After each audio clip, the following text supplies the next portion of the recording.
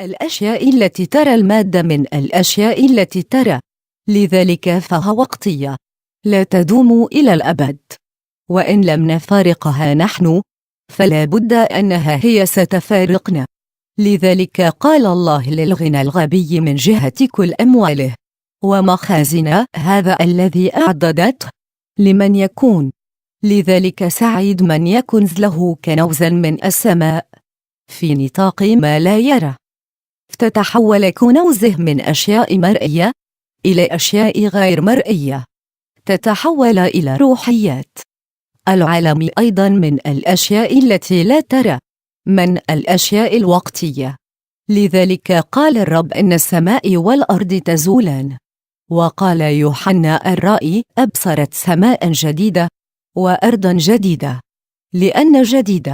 لأن السماء الأولى والأرض الأولى مضت، والبحر لا يوجد فيما بعد. 21:1. كلها أمور زائلة لأنها من المرئيات. لهذا فإن الكنيسة تردد على آذاننا في كل قداس قول الرسول: لا تحب العالم ولا الأشياء التي في العالم، لأن العالم يبيد وشهواته معه. 1:2-15. 17. من هنا وجدنا أن آباءنا القديسين قد بدأوا حياتهم الروحية بالموت عن العالم، وفترة حياتهم في العالم قضوها فيه كغرباء، وليست لهم هنا مدينة باقية، بل يبتغون وطنا أفضل سماويا. 11:13. 16. غير ناظرين المرئيات. ولعل البعض يسأل: ماذا أفعل عمليا؟ كيف أترك العالم والمادة وأنا أحيا فيهما؟ إن الرسول يجيب على هذا بقوله: يكون الذين يستعملون العالم كأنهم لا يستعملون، لأن هيئة هذا العالم تزول. 1:7-31. إذن عش في العالم، لكن لا تجعل العالم يعيش فيك. يمكنك أن تملك المادة، ولكن لا تجعل المادة ملكت. العالم مكانه في الخارج، ولا يدخل إلى داخل قلبك أو فكرك أو مشاعرك. تستعمل ما فيه من مادة، وأنت متحرر في الداخل من سيطرتها ومن محبتها.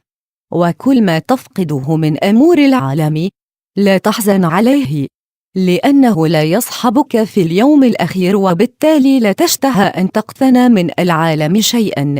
فقد قال الرب: ماذا ينتفع الإنسان لو ربح العالم كله وخسر نفسه؟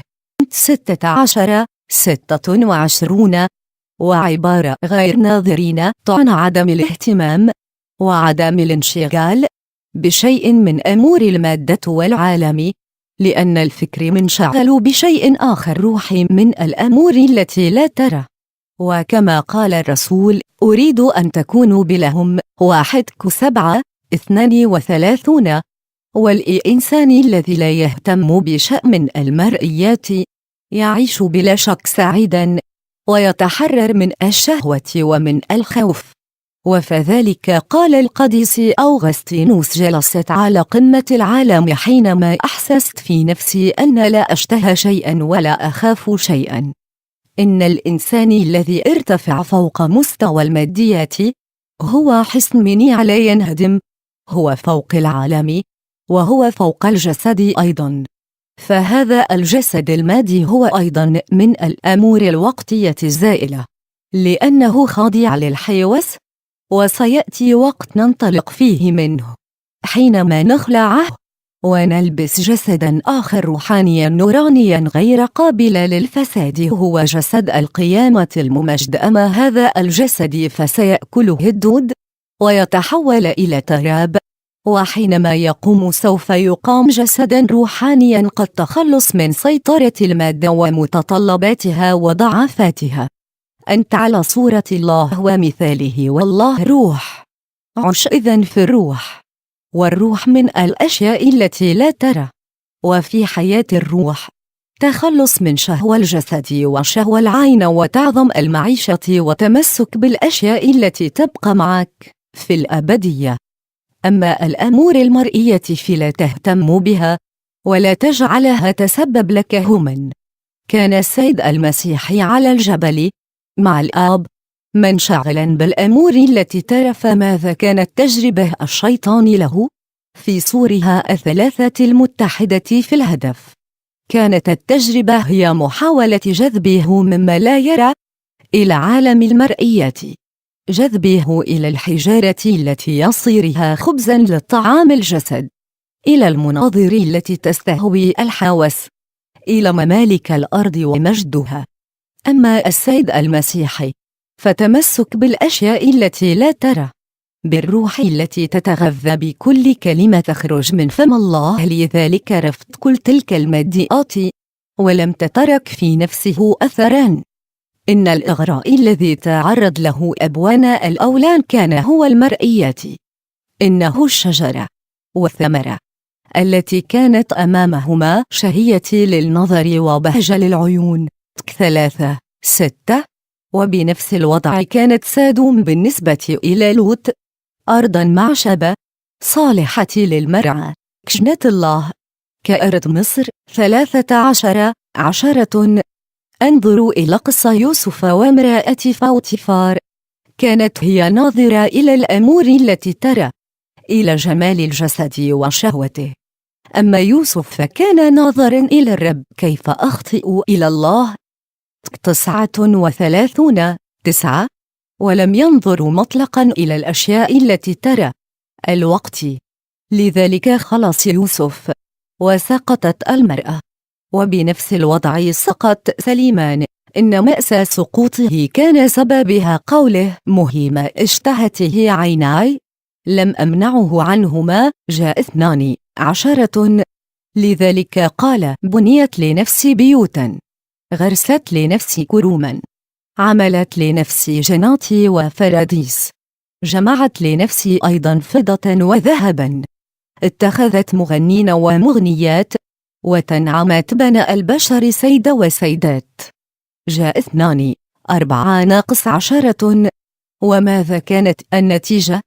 قادته كلها إلى البعد عن الله. 1:11.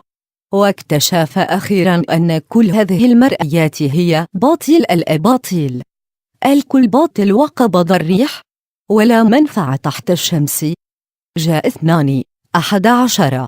ولكنه أكشف هذه الحقيقة متأخرا بعد أن أثرت على روحه وبردت نفسه وأسقطته فيما لا يسقط فيه الحكماء. إن الغنى قد أتلف سليمان وأوقعه في شهوات متعددة وأمال قلبه إلى النساء، والغنى أيضا أبعد شاب الغنى عن المسيح، مضى حزينا. ولكن بعض الأغنياء احتفوا بمحبتهم لله لأنهم لم يحبوا المال ولم ينشغلوا بجمعه وتكويمه وخزنه، وإنما باعوا كل أموالهم أعطوها للفقراء، كما فعل القديس أنطونيوس الكبير والقديسة ميلانيا، وكما كان يفعل أيضا أيوب الصديق. العيب إذن ليس في المال ذاته، إنما في النظر إليه، في محبته، وفي الاتكال عليه، وفي الكبرياء بسببه. كل هذا عن الأشياء إلى ترى، بالنظر إلى ما لا يرعاش الرهبان والنساك والسواح.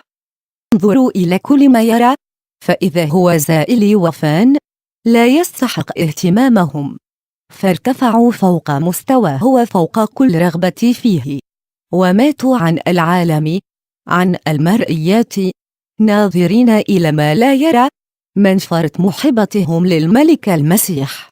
وبالمثل عاش آباؤنا الذين حسبوا أنفسهم غرباء على الأرض، ناظرين إلى المدينة التي لها الأساسات التي صانعها وبارئها الله. 11:13-10. كانت نظرتهم مركزة في الأبدية التي وعدهم الرب بها، لم يروها بالعين ولم ينالوا المواعيد، لكنهم نظروها من بعيد وصدقوها. وهكذا كان داود النبي يقول غريب أنا على الأرض وانزل مثل جميع آبائي. 39:12. 519. كذلك موسى النبي الذي كان أميراً في القصر الملكي، ولكنه لما كبر لم ينظر إلى هذه العظمة المرئية، حاسباً عار المسيح غنى أعظم من خزائن مصر. 11. 26. نفس الوضع بالنسبة إلى الشهداء والمعترفين، تقدموا إلى الموت غير ناظرين إلى العالم وكل ما فيه، ورافضين الإغراءات التي عرضت عليهم، لأنهم كانوا مركزي نظرهم فيما لا يرى، في الحياة الأبدية التي لا ترى، فيما لم تره عين. 2. 9. ماذا نقول إذن عن الذين لا يدفعون العشور؟ لأنهم ينظرون إلى ما يرى، ولا يتفتون التي لا ترى. السيد المسيح كان مثالاً في النظر إلى ما لا يرى.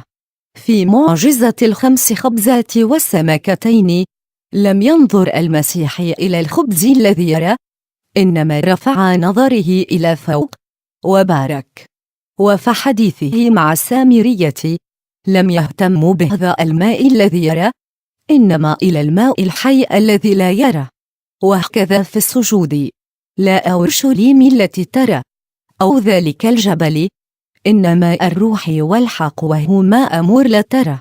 وفي الملكوت لم يهتم بالملكوت الأرض الذي لا يرى، بل بالملكوت الروحي. إن النظر إلى ما لا يرى ينجى العالم من المذاهب المادية، ومن الإباحية واللا أخلاقية، ومن الوجودية التي تهتم فقط بالوجود.